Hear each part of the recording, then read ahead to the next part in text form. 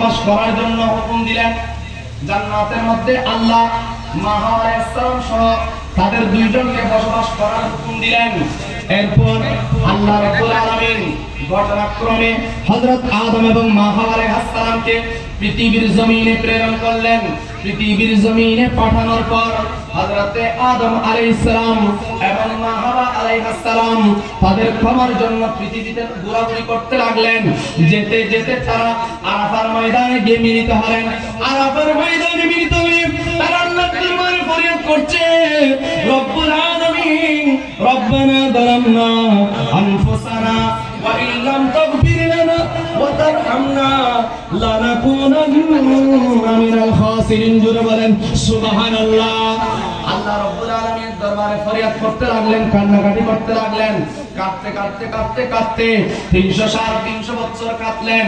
তারা দুইজন উপরের দিকে তাকালেন, উপরের দিকে দেখতেছেন আরশের পাশে একটা নাম লেখা আছে, লা ইলাহা ইল্লাল্লাহু মুহাম্মাদুর রাসূলুল্লাহ। জোরে বলেন সুবহানাল্লাহ।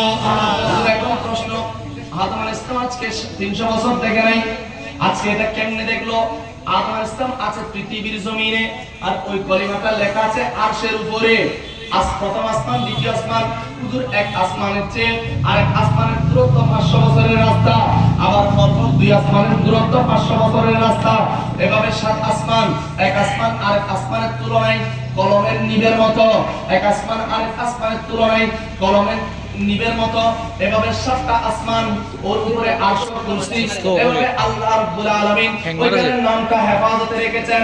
আদম আলাইহিস সালাম পৃথিবীর জমিন থেকে ওই নামটা রেখেছেন। হুজুর এখন প্রশ্ন হলো, আদম আলাইহিস সালাম তো মাটির তৈরি, এটা এই চোখ দিয়ে আদম আলাইহিস সালাম কিভাবে দেখলেন? ওইখানে আদম আলাইহিস সালাম কিভাবে দেখলেন? এই কম্মতরা শুনে রাখো, শুনে রাখো, যারা গোস্তাকে রাসূল, যারা রাসূলের নূরকে অমান্য করো, যারা রাসূলের নূরের শানে গোস্তাকি করো, ভালোভাবে খেয়াল করো।